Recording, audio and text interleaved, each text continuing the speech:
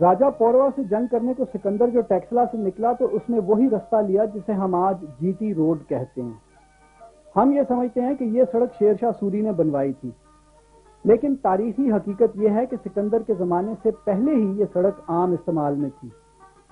تاریخ میں جو پہلی مرتبہ ہم اس سڑک کا ذکر پڑھتے ہیں تو وہ مگیسٹھنیز نامی ایک یونانی سفارتکار کے قلم سے۔ مگیسٹھنیز سن 300 قبل مسیح یعنی سکندر کے گزر کے 25 سال بعد یہاں آیا۔ اس نے لکھا کہ ایک سڑک پاٹلی پتر جو کہ پہلے عظیم سلطنت نندا کا دارالخلافہ تھا، لیکن مگیسٹھنیز کے زمانے میں اتنی ہی عظیم سلطنت موریہ کی گدی بن چکا تھا، تو وہاں سے وہ سڑک مغرب میں کابل تک جاتی تھی۔ اس سڑک کو راجہ پاتھا یا شاہی سڑک کہا جاتا تھا۔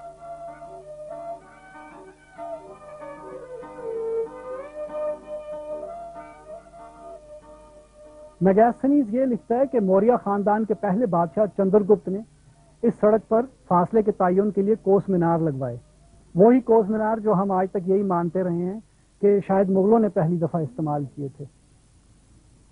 اس کے علاوہ سڑک کے چوراہوں پر بھی تختے لگوائے گئے تاکہ مسافروں کو پتہ چلے کہ کون سا شہر کس طرف اور کتنے فاصلے پہ ہے۔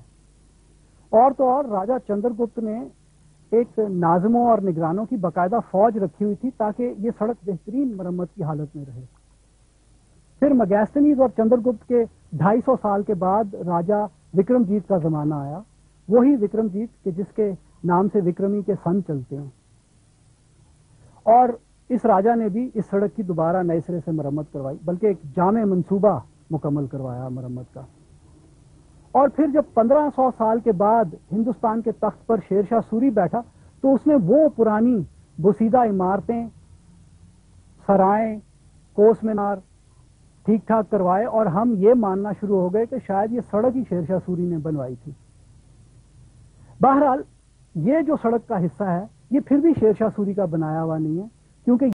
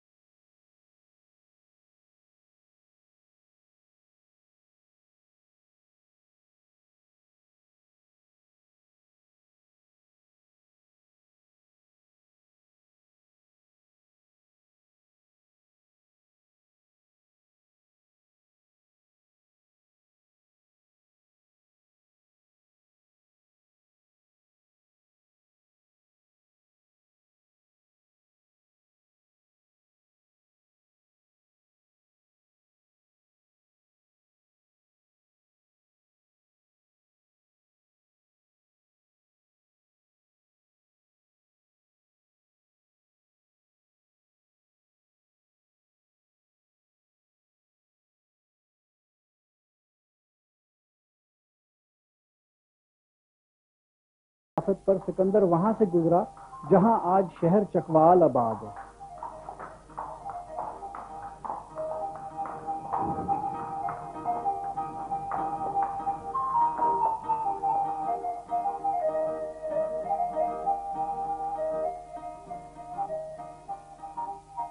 چونکہ چکوال اس عظیم شاہراہ کے عین اوپر واقع ہے جو کہ قدیم زمانے میں ملتان سے ٹیکسلا کو ملاتی تھی، تو گو سکندر کے زمانے میں یہاں کوئی شہر تو نہیں، البتہ قافلوں کے رکنے اور آرام کرنے کی ایک منظم سٹیجنگ پوسٹ ضرور تھی۔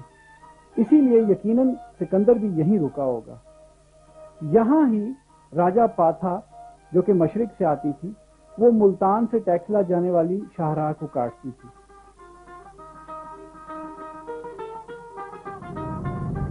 یہ بات میں اس لیے وثوق سے کہہ سکتا ہوں کہ انسان کا پیدل سفر کرنا ایک نہایت ہی قدیم عمل ہے۔ ابھی جب انسان نے اونٹ یا گھوڑا اپنے قابو میں نہیں کیا تھا تو ایک سے دوسری جگہ پیدل جانے کے لیے انسان مختصر ترین رستہ ہی استعمال کرتا تھا، وہی رستے بعد میں بھی استعمال ہوتے رہے۔ چنانچہ سکندر نے ٹیکسلا سے راجہ پوروا کے ساتھ ہونے والی جنگ کے میدان جانے کے لیے بھی وہی مختصر ترین رستہ استعمال کیا، اور اسی پہ آج ہم گامزن ہیں۔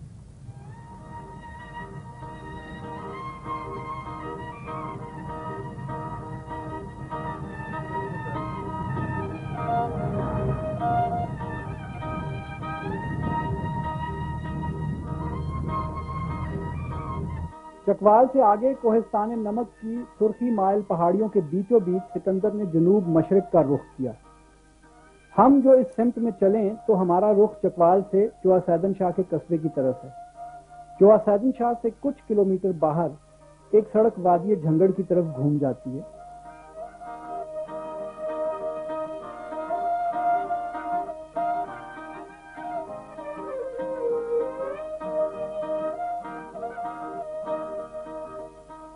زرخیز اور خوبصورت جھنگڑ۔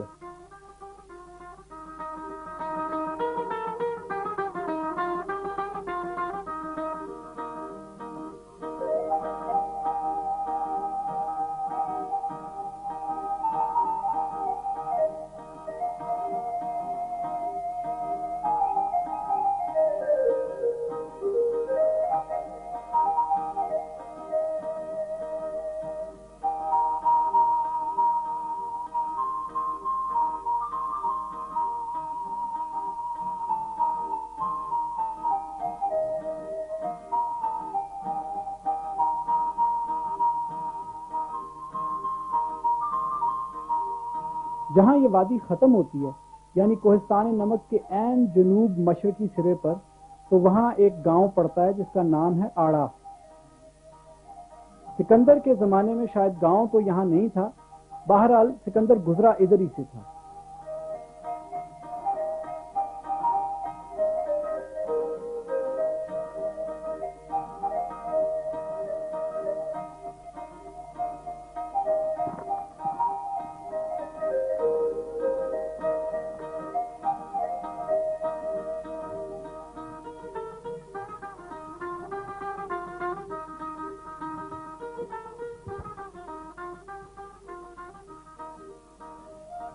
آڑا گاؤں سے ذرا ہی باہر انگریزوں کے بنائے ہوئے اس ریسٹ ہاؤس کے ساتھ سے ہی وہ قدیم شاہراہ گزرتی تھی کہ جس کو مگیستھنیز نے شاہی سڑک بتایا۔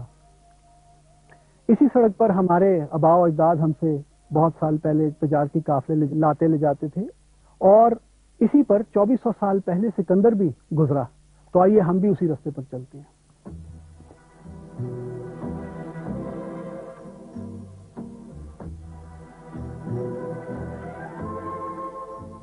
مگیستھنیز کے نسخے سے ہمیں یہ پتا چلتا ہے کہ چندرگپت کی راجہ پاتھا یا شاہی سڑک پاٹلی پتر سے نکل کر ستلج تک کس رستے آتی تھی، لیکن بدقسمتی سے مگیستھنیز کی کتاب ہم تک مکمل حالت میں نہ پہنچ سکی۔ یہ ایک عین قدرتی عمل ہے کہ 2400 سال پہلے لکھی ہوئی کتاب کے کچھ حصے گم جائیں، اور مگیستھنیز کی کتاب کے ساتھ بھی یہی ہوا۔ لہذا ستلج سے آگے کابل تک کا رستہ ہمیں صحیح طور پر نہیں معلوم، لیکن مجھے یقین ہے کہ قدیم سڑک موجودہ جی ٹی روڈ جو کہ جیلم سے سہاوا اور گجر خان کے رستے جاتی ہے وہ نہیں تھی۔ یہ کہنے کا مطلب ہرگز نہیں کہ اس زمانے میں اس رستے کا کوئی وجود ہی نہیں تھا۔ وجود تو ضرور تھا، لیکن وہ صرف مقامی طور پر ایک سے دوسرے گاؤں کو جانے کے لیے۔ جو رستہ عام طور پر استعمال ہو رہا تھا وہ یہاں کوہستان نمک سے گزرتا تھا۔ اس بات کے گواہ وہ درجنوں آثار ہیں جو کہ کوہستان نمک میں اس قدیم سڑک کے ساتھ ساتھ بکھرے ہوئے ہیں، اور ان میں سے چند ایک کم سے کم 2-2.5 ہزار سال پرانے بھی ہیں۔ اس کے برعکس موجودہ جی ٹی روڈ پر آپ کو ایسے آثار نہیں ملتے۔ سو اس سڑک پر جو آج آپ رواں ہیں تو یہی ہے وہ جس پر آپ سے 2400 سال پہلے سکندر بھی گزرا تھا۔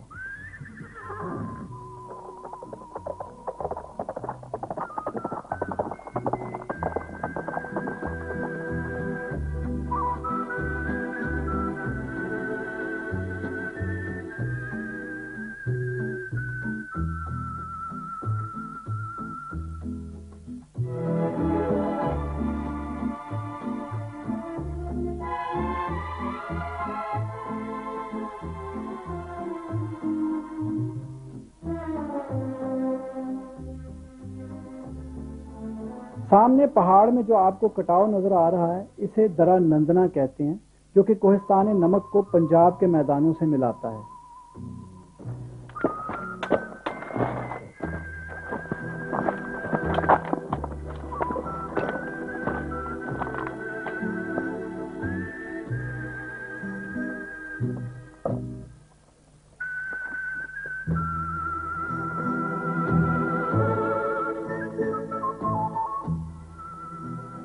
تو سکندر کے زمانے میں یہ عمارت تو وجود میں نہیں تھی، لیکن یقیناً یہاں اور کوئی عمارتیں ضرور تھیں۔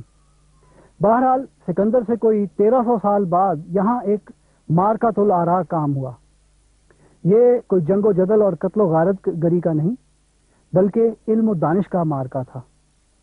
تو آئیے سکندر کے ساتھ ہم اس کارنامے کو بھی ذرا دیکھتے چلیں۔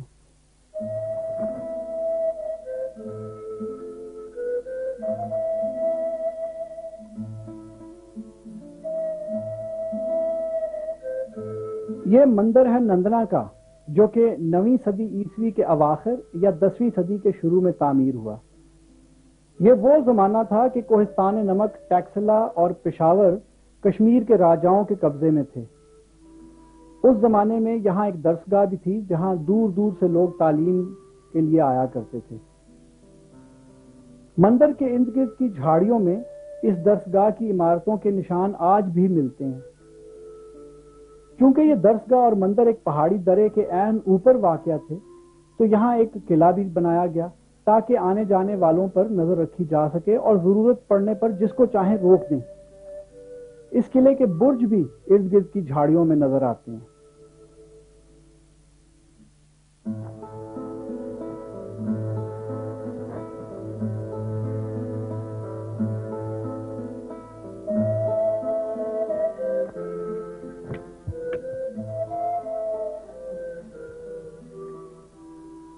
سن 1013 عیسوی میں محمود غزنوی نے نندنا کو فتح کر لیا اور یہاں ایک مسلمان عملدار کو چھوڑ کر وہ خود آگے بڑھ گیا۔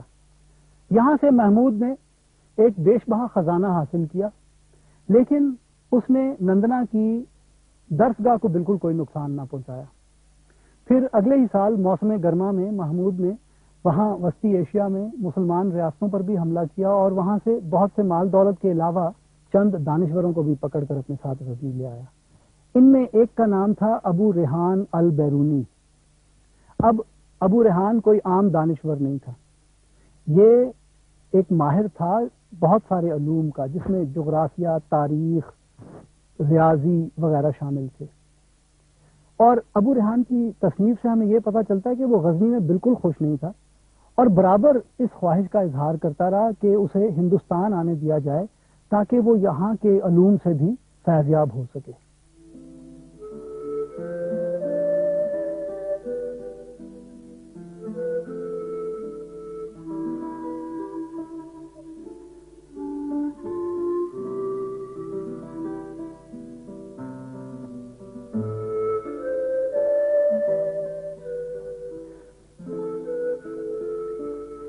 آخر 3 سال کی مسلسل جد و جہد کے بعد البیرونی کو اجازت مل گئی غزنی چھوڑنے کی، اور وہ راجہ پاتھا یا شاہی سڑک کے رستے ایک دن سن 1017 میں یہاں نندنا کے مقام پر پہنچا۔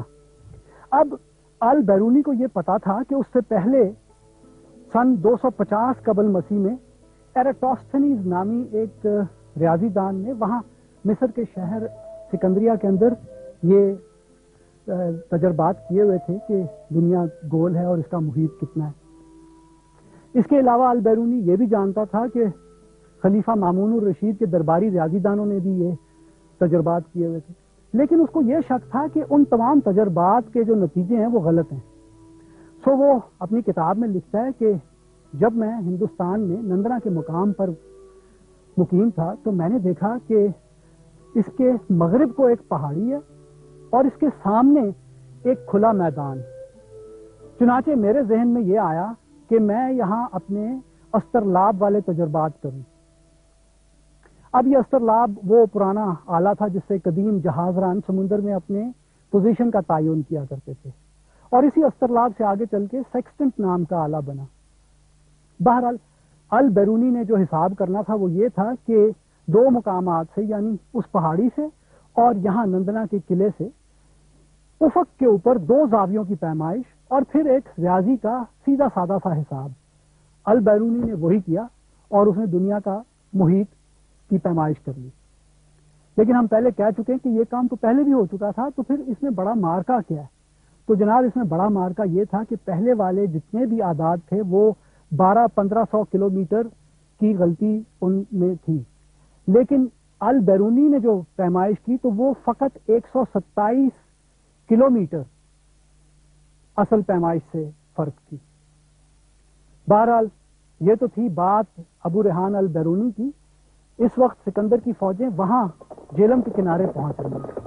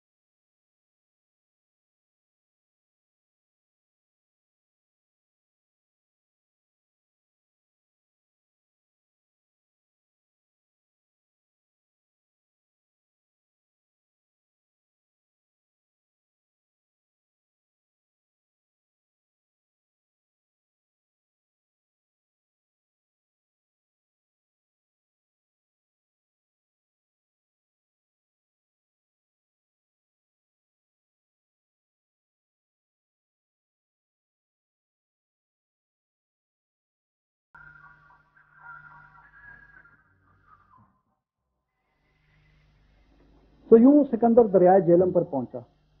جیلم جس کو اس کے تاریخ دان ہائیڈاسپیز کے نام سے جانتے ہیں. ہائیڈاسپیز یوں کہ قدیم سنسکرت میں اس دریا کو وتاستا کہتے تھے.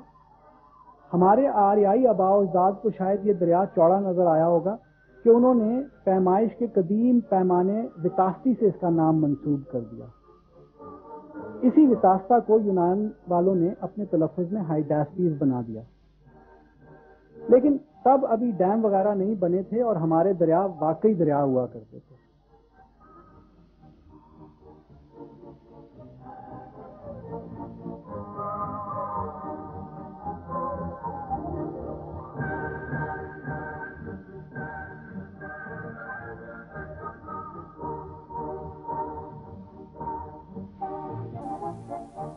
وہاں نندنا کی پہاڑی سے اتر کر سکندر جو یہاں دریا کے کنارے پہنچا تو کیا دیکھتا ہے کہ پار ایک عظیم فوج جنگ کی عین تیاری میں کھڑی ہے.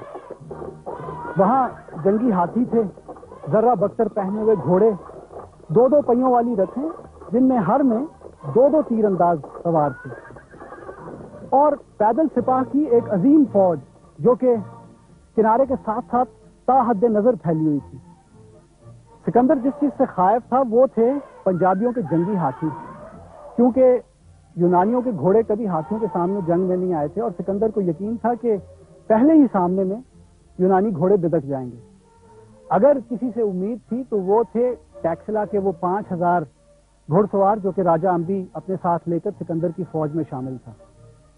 آپ کو یاد ہے کہ وہاں مساگا کی جنگ میں جب ان 7000 راجپوتوں کا سردار مارا گیا اور سکندر نے انہیں اپنی فوج میں شامل ہو جانے کی دعوت دی تو انہوں نے طے کیا کہ وہ رات کے اندھیرے میں چپ چاپ اپنے دیس کو نکل جائیں گے, کیونکہ وہ اپنے ہی بھائیوں کے خلاف جنگ نہیں کرنا چاہتے تھے. یہاں یہ جو 5000 پنجابی ٹیکسلا سے آئے ہوئے تھے اپنے بھائیوں کے خلاف سکندر کے ساتھ مل کے جنگ کرنے کو, یہ راجہ امبی کی ایک سیاست تھی. اس کے بارے میں ہم آگے چل کے بات کریں گے. تاریخ دانوں کا خیال ہے کہ سکندر نے اپنا صدر کیمپ ہرن پور گاؤں کے باہر دریا کے کنارے لگایا. یہاں اس کے بالمقابل دریا کے پار راجہ پوروا بذات خود اپنی فوج کی قیادت میں موجود تھا.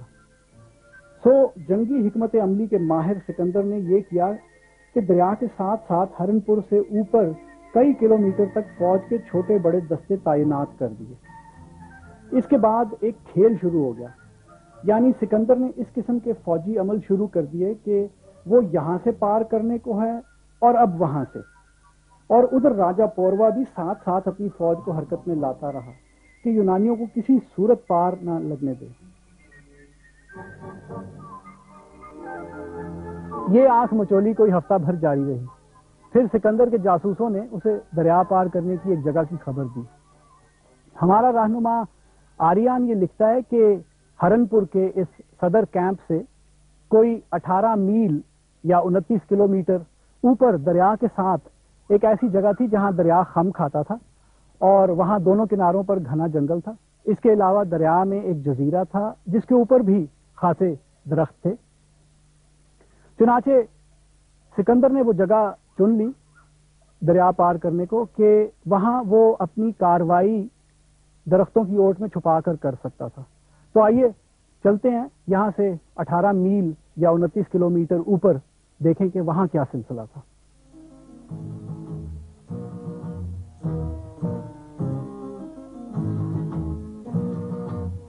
آریان کے بتائے ہوئے فاصلے پر جلال پور کا گاؤں پڑتا ہے،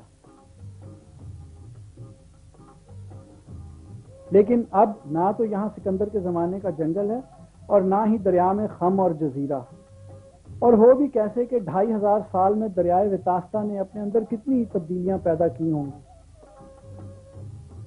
ٹیکسلا سے چلنے سے پہلے ہی سکندر نے دریائے سندھو کو پار کرنے میں استعمال ہونے والی کشتیاں یہاں منگوا لی تھی، جو کہ ٹکڑوں میں یہاں لائی گئی۔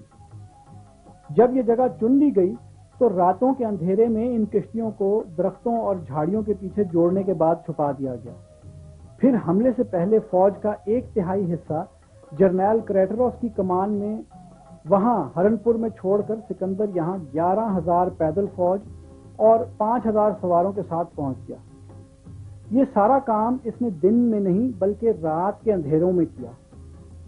باقی جو 20,000 کے لگ بھگ فوج بچی تو وہ ہرن پور اور جلال پور کے درمیان کے 29 کلومیٹر میں پھیلا دی گئی۔ بخت سکندر کہتے ہیں، یعنی سکندر جیسی قسمت۔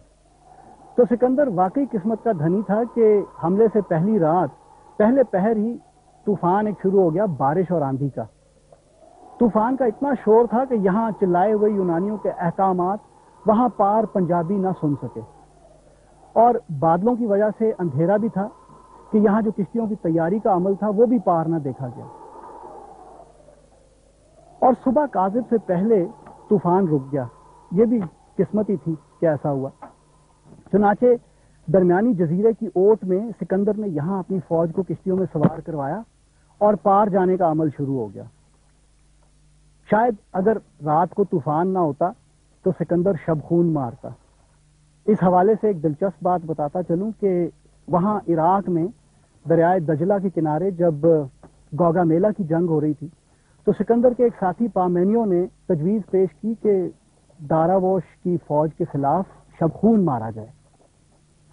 سکندر نے غصے سے جواب دیا کہ میں چوری سے فتح حاصل کرنے کا عادی نہیں ہوں۔ شاید اسے اپنا 5 سال پرانا یہ قول بھول چکا تھا، یا شاید اسے یہ پتا تھا کہ اب میدان جنگ سے بھاگنے والے داراوش کے ساتھ جنگ نہیں ہے بلکہ پوروا کے ساتھ۔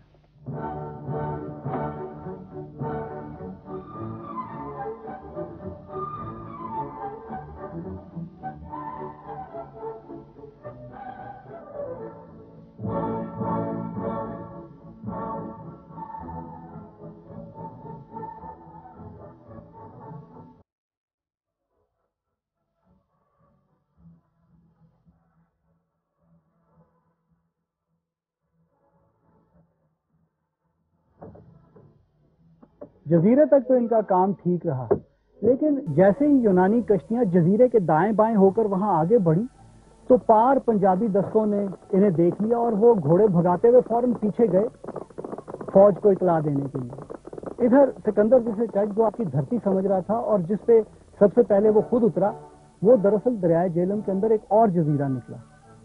اب اس کے پیچھے 16,000 فوج کا ایک بڑا حصہ بھی جزیرے پہ اتر گیا۔ جب دیکھا کہ ابھی سامنے تو دریا کا ایک پارٹ اور باقی ہے، بس ایک بھگدڑ سی مچ گئی۔ پیدل اور گھڑ سوار فوج کی بھاگ دوڑ آگے پیچھے کی وجہ سے پورا جزیرہ دلدل نما ہو گیا اور سبھی دستوں کو بڑی مشکلات کا سامنا کرنا پڑا۔ آخر بہت ہی جتن کے بعد دوبارہ کشتیوں کو استعمال میں لایا گیا، کچھ لوگ تیر کے پار ہوئے اور پوری فوج پار جانے میں کامیاب ہو ہی گئی۔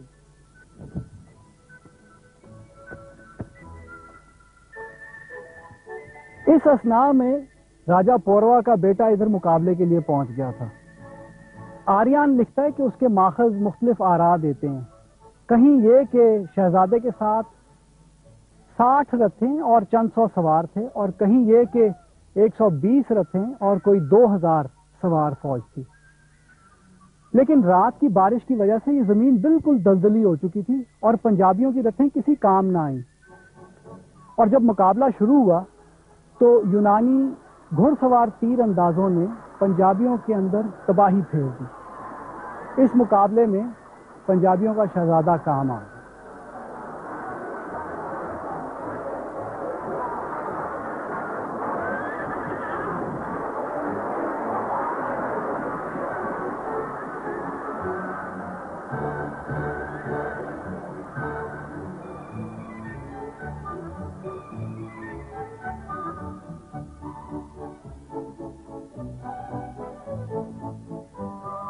اب وہاں ہرنپور کے سامنے جب راجہ پوروا کو سکندر کے ادھر پار لگ جانے کی خبر ملی تو وہ ایک عجیب اضطراب میں پڑ گیا۔ اس کے سامنے کریٹروس کی کمان میں یونان کی کوئی 20,000 فوج لگی ہوئی تھی جو کہ پار آنے کو بالکل تیار تھی۔ ادھر سکندر پار اتر چکا تھا۔ چنانچہ راجہ پوروا نے یہ کیا کہ ایک دستہ اور چند ہاتھی وہاں پر چھوڑے کریٹروس کے مقابلے کے لیے، اور خود اپنی 4,000 سوار فوج، کوئی 300 رتھیں، 200 ہاتھیوں اور 30,000 پیدل فوج کو لے کر پھرتی کے ساتھ سکندر کے مقابلے کو آگے بڑھا۔ لیکن وہ مقابلہ اس میدان پر نہیں ہوا، وہ یہاں سے کچھ فاصلہ جنوب کی طرف تھا۔ تو آئیے اب میں آپ کو وہاں لے چلتا ہوں۔